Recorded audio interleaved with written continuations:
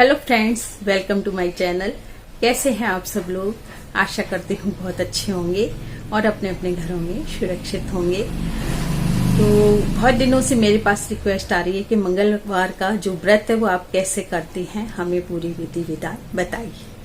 तो देखिए, मैं तो कोई विधि विधान से व्रत करती नहीं हूँ। मैं तो ये व्रत बस श्रद्धा से करती हूँ। और मेरे बेटा करता था, ये व्रत हमेशा किया करता था और अभी भी करता है और बहू भी करने लगी। तो जब वो व्रत करता था, पढ़ाई करता था, तब मुझे ऐसा लगता था कि वो जब खाना नहीं खाता है तो मैं कैसे खा लूं खाना। तो वो एक टाइम खाता था खाना, तो फिर मैंने भी शुरू कर दिया ये व्रत। और ऐसे ही व्रत करते मुझे काफी साल हो गए। जब उसकी पढ़ाई चल रही थी बेटे की, तब से मैं ये व्रत करती हूँ। वो मंदिर जाया करता था, तो मंदिर यहाँ से काफी दूर है। तो बस मैं ही सोचती थी कि जब मेरी कार नहीं थी तो मैं सोचती वो मोटरसाइकिल में जाता है, कहीं गिर पड़ ना जाए। इस चक्कर में मैं उसके साथ चली जाती थी कि गिरूंगी तो मैं भी उसके साथ ही गिर जाऊंगी। मुझे बड़ा डर लगता था जब वो मंदिर अकेले जाता था। तो मैं उसके साथ मोटरसाइकिल में बैठकर मंदिर भी जाने लगी और इस तरह से ये सिलसिला चलता गया और आज तक चल रहा है। तो मैं तो श्रद्धा से व्रत करती हूँ। ऐसा भी नहीं है कि मैं नमक ना डालूं वैसा वाला, या सेंधा नमक खाऊं व्रत में, या कुछ ऐसा कुछ नहीं। मैं सब तरह से नमक वगैरह डालती हूँ, बस अनाज नहीं खाती हूँ। अनाज एक टाइम ही खाती हूँ। तो आपको मैं पूरी विधि विधान से बता रही हूँ ये व्रत। तो ये व्रत है हनुमान जी का, बहुत ही अच्छा रहता है अगर करते हैं तो। सभी तरह के जो संकट है, सभी तरह के हमारे जीवन में संकट आते हैं, या हमारी कुंडली में कोई ग्रह होते हैं तो वो मिट जाते हैं, या कोई भूत प्रेत से डर लगता है। मुझे बहुत डर लगा करता था, रात को नींद नहीं आती थी और नींद आते ही ऐसा लगता था जैसे मेरे ऊपर कोई भार आ गया है और मुझे कोई खींच रहा है। ऐसा मुझे डर लगता था। वो यहाँ आने पर, मुक्ता प्रसाद आने पर, जब मैं अपने गोस्वामी चौक में रहा करती थी, वहां ऐसा कुछ नहीं लगता था। लेकिन जब मैं यहाँ आई तो यहाँ मुझे बहुत डर लगने लगा। तो मैं हनुमान चालीसा बहुत टाइम से करती हूँ और 2 टाइम करती हूँ। सुबह भी करती हूँ तो शाम को भी 5 बजे के बाद मैं हनुमान चालीसा कर लेती हूँ। तो हनुमान चालीसा करने से या मंगलवार के व्रत करने से हमें किसी भी प्रकार का डर नहीं लगता है और हर तरह की जो हमारी इच्छाएं वो पूरी हो जाती हैं। हमारी सारी इच्छाएं, मेरी तो सारी इच्छाएं पूरी हुई हैं। अब तक जितनी भी इच्छाएं थी, मेरी बच्चों की अच्छे अच्छे घरों में शादियां हो गई।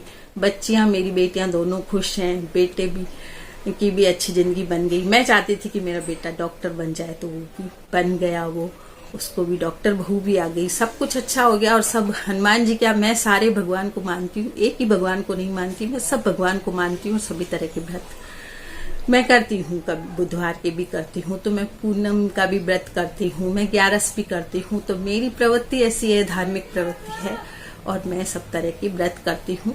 लेकिन आपने पूछा है कि मंगलवार का व्रत कैसे किया जाता है, तो मंगलवार के व्रत ऐसे किया जाता है, मैं आपको बताती हूँ।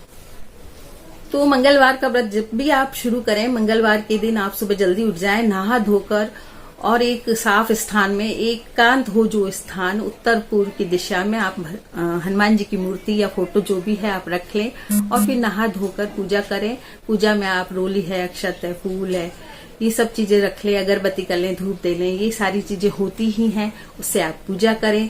चाहे तो उस दिन आप लड्डू का भोग लगा दें भगवान को। पेड़ा का भी भोग लगता है, लड्डू का भी लगता है। अगर आप चाहें तो रोटी के लड्डू भी बनाकर भगवान को चढ़ा सकती है।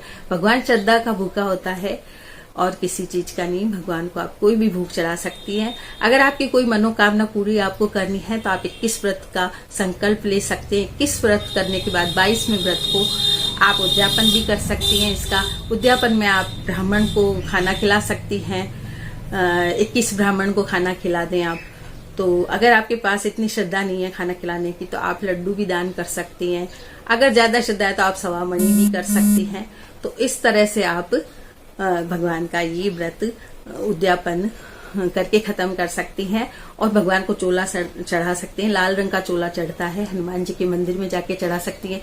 कई लोग हनुमान जी के मंदिर में हनुमान चालीसा भी करते हैं, सुंदरकांड का पाठ भी करते हैं। तो आप घर में भी कर सकते हैं और हनुमान चालीसा आप रोज करें तो भी आपके संकट दूर होंगे, आपकी इच्छाएं पूरी होंगी, आपको किसी तरह का डर नहीं लगेगा। और इसके पीछे भी एक कहानी है। तो कहानी जो है वो फिर आप लोग कोई ऑब्जेक्शन ना करें कहानी यह है कि एक ब्राह्मण और उसकी पत्नी थी, उनके बच्चा नहीं होता था, तो वो भगवान की, हनुमान जी की पूजा करते थे, व्रत करते थे। तो एक दिन ब्राह्मणी ने रोज मतलब वो खाना बना के और भगवान को चढ़ाती थी। तो एक दिन वो खाना उसने नहीं बनाया और नहीं चढ़ा पाई, तो फिर उसने है ना मतलब ये संकल्प लिया कि आज मैं भूल गई खाना चढ़ाना, तो मैं 6 दिन अब खाना नहीं खाऊंगी। तो 6 दिन उसने खाना नहीं खाया और 7वें दिन वो बेहोशी आ गई उसको, क्योंकि उसने खाना नहीं खाया तो बेहोशी आ गई। तो बेहोशी आने पर फिर भगवान ने उसको मतलब उसकी जो सेवा भाव था उससे प्रसन्न होकर उसको एक संतान दी, और संतान उसको लड़का दिया और कहा कि ये जो तुम्हारी संतान है वो तुम्हारी बहुत सेवा करेगी। तो जब वो लड़का भगवान ने दे दिया उसको, तो ब्राह्मण आया और ब्राह्मण ने कहा काम से, जब ब्राह्मण आया तो उसने कहा ये लड़का कौन है, और ब्राह्मण चिढ़ गया ब्राह्मणी से। तो उसने एक दिन, ब्राह्मणी बाजार गई हुई थी, उस बच्चे को ब्राह्मण ने कुएं में डाल दिया। तो जब ब्राह्मणी आई तो उसने कहा कि मेरा बच्चा कहाँ है, तो उसी वक्त बच्चा पीछे से आ गया। ऐसी कहानियों में लिखा हुआ है। तो बच्चा आ गया तो फिर भगवान ने, हनुमान जी ने ब्राह्मण को रात को सपने में कहा कि ये संतान तुम्हारी ही है। तो ब्राह्मण भी मान गया और दोनों मतलब ब्राह्मण और ब्राह्मणी ने अपने बच्चे को बड़ा किया, और बच्चा बड़ा होके उस बच्चे ने उनकी खूब खूब सेवा। तो इस तरह से ये कथा आपने सुनी, और ये पुराने जमाने की कथाएं लिखी हुई होती हैं जो मैं आपको सुना रही हूँ। और अगर आप चाहें तो कथा करें, चाहे तो ना करें। बस मैं तो श्रद्धा से ही व्रत करती हूँ, श्रद्धा से भी व्रत कर सकती हैं, और चाहे तो कथा भी कर सकती हैं, पूजा कर सकती हैं मंगलवार के दिन। जैसे मैंने बताया, टोले, अक्षत, फूल वगैरह लेके अगरबत्ती, धूप, दिया करके आप पूजा कर सकती हैं। और भगवान को आप चाहें तो रोटी के लड्डू ही बनाकर, रोटी का चूरमा बनाकर रोटी के लड्डू बनाकर चढ़ा सकती हैं। भगवान को भोग चढ़ाकर ही खाना खाएं। और वैसे भी डेली जो भी खाना आप बनाती हैं वो भगवान को चढ़ाना चाहिए। चाहे कुछ भी बनाएं आप, भगवान को खाना चढ़ा दें। हाँ, प्याज लहसुन ना हो, सात्विक भोजन हो, और वो भगवान को जरूर ही चढ़ाना चाहिए। मैं तो पहली थाली वैसे भी भगवान को चढ़ाती हूँ। तो आपके घर में खूब धन धान्य रहेगा। और भगवान तो श्रद्धा का भूखा होता है, उसे भगवान को कोई जरूरत नहीं है ऐसा कि आप तरह तरह के पकवान चढ़ाएं या तरह तरह की मिठाई चढ़ाएं, ऐसा कुछ भी नहीं है।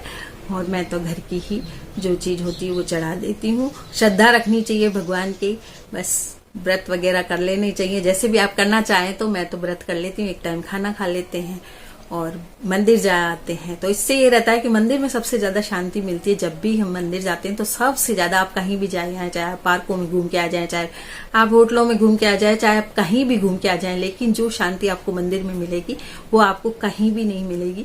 इसलिए हफ्ते में एक बार मंदिर जरूर जाना चाहिए। तो हम तो जाते हैं, मंदिर भी जाते हैं, मंगलवार शनिवार मंदिर जाते हैं, बुधवार को भी जाए आते हैं।